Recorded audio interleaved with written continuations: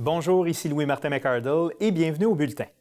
Le Réseau pour la stratégie urbaine autochtone milite pour la création dans la métropole d'un centre de santé pour les membres des Premières Nations.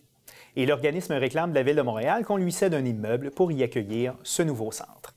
En 2006, plus de 17 000 personnes déclaraient avoir l'identité autochtone dans la région métropolitaine de recensement de Montréal. La région de Montréal est la 8e agglomération au pays où on retrouve le plus grand nombre d'Autochtones, la première étant Edmonton, en Alberta.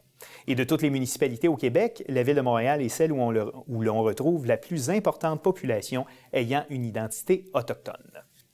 Alors, pour nous parler de ce projet et des besoins en matière de santé chez les Autochtones vivant dans la métropole, nous accueillons Pascale Anoual. Elle est la cofondatrice, dis-je, du centre et aussi membre allié du Réseau pour la stratégie urbaine autochtone. Madame Anoual, bonjour. Bonjour. Bienvenue au Bulletin. Merci.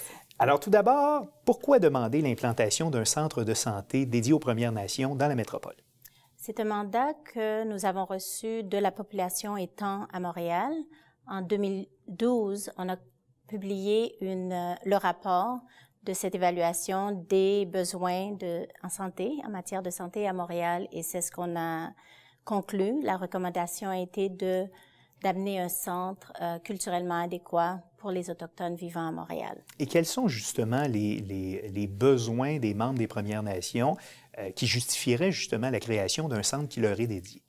Donc, il y a des besoins qui émergent du besoin de santé, tel le taux élevé, en fait, de 2 à 3 fois plus élevé quand on parle du diabète du type 2 chez les Autochtones. Il y a le type 2 étant celui qui n'est pas à la naissance, mais qui est acquis. En effet. Okay. Et il y a la tuberculose, des maladies transmises, des maladies infectieuses qui sont en augmentation en termes de cas de nouvelles infections. Donc, des ITSS, ce qu'on appelait des maladies transmissibles sexuellement, des MTS à l'époque, c'est ça? C'est ça, okay. C'est ça, des ITSS. Et aussi le VIH-Sida qui est malheureusement, alors que ça diminue dans la population canadienne en général, elle est en augmentation, le taux de nouvelles infections auprès des Autochtones. Donc, c'est des problèmes de santé qui ne sont pas spécifiques aux gens des Premières Nations, mais qui sont en plus grande concentration chez les gens des Premières Nations. Oui, c'est alarmant quand on pense un des pires fins de la dépression, des détresses, c'est le taux de suicide qui est de 3 fois plus élevé chez les Autochtones en général, de 6 à 11 fois plus élevé quand on regarde la population inuit. Donc, voilà, donc des besoins qui sont criants. Mm-hmm. Vous mentionniez tantôt, il y a quelques instants, le fait qu'il y a aussi un besoin peut-être plus culturel, d'avoir des soins de santé qui sont adaptés à la culture des membres des Premières Nations. Concrètement, ça ressemble à quoi? Ça ressemble, en fait, les meilleurs modèles de services en santé peuvent pallier peut-être à une approche biopsychosociale. Donc, le côté physique, le côté mental, le côté émotionnel.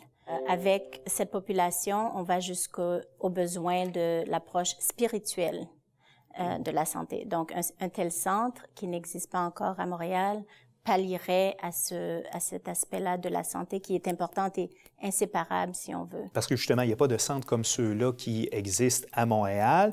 Il y a des centres semblables qui existent à Toronto et à Ottawa. Est-ce que pour ces centres-là, on a vu concrètement des résultats auprès de la population autochtone, des bienfaits de l'implantation de ces centres-là? Absolument. Donc, il y a aussi des effets négatifs avec les services existants, si on veut. Donc, il y a une difficulté d'accès aux services, il y a des barrières linguistiques, il y a de la discrimination perçue, il y a le manque de carte d'identité ou d'identification qui fait que l'accès est encore diminué. Et donc, ces centres-là pallient à tous ces problèmes-là qui ont été aussi soulignés lors de notre évaluation. Le rôle de votre centre ne sera pas de se substituer aux hôpitaux. C'est-à-dire que votre rôle, c'est plus, de ce que j'en comprends, vous me corrigerez si je me trompe, c'est d'aider, de prendre en charge des gens des Premières Nations et, en cas de besoin, lorsqu'ils ont besoin de services spécialisés, de les aiguiller aux bons endroits, c'est ça? Absolument. Et tout en offrant un espace de santé, de repenser même la santé de façon traditionnelle. Donc, c'est complémentaire et ce sera un centre intégré plutôt qu'un remplacement. D'accord. Et la clientèle qui est visée, c'est la clientèle du Grand Montréal ou est-ce que ça pourrait être aussi les gens des Premières Nations d'ailleurs au Québec? À Montréal, on a des gens qui viennent, qui arrivent de l'Ouest, de l'Est, les nations Mi'kmaq, les nations Dakota, Ojibwe, les Cris du Nord. Donc, on a vraiment un amalgame de plusieurs nations. Et donc, ce centre-là viserait les Autochtones des Premières Nations, des Métis. Donc, les Métis et les Inuits aussi. Les Inuits, oui. Ce qui n'existe pas encore au Canada, mais aussi...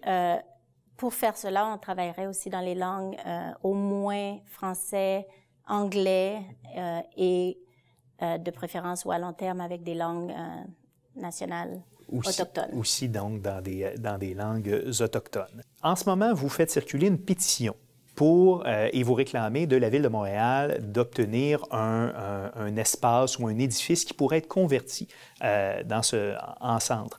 Est-ce que vous avez déjà un secteur qui est visé pour l'installation de ce centre-là? Parce que, bon, on sait qu'il y a une problématique, disons, où on constate qu'il y a beaucoup d'itinérance de gens des Premières Nations au centre-ville. Est-ce que votre intention, c'est d'avoir un centre au centre-ville? Idéalement. Donc, on a identifié un immeuble et la bonne nouvelle, c'est que il y a une semaine, le maire Coder est venu présenter au réseau le 25 janvier. Il a présenté son plan de réconciliation ou de rapprochement, si on veut, avec ces populations.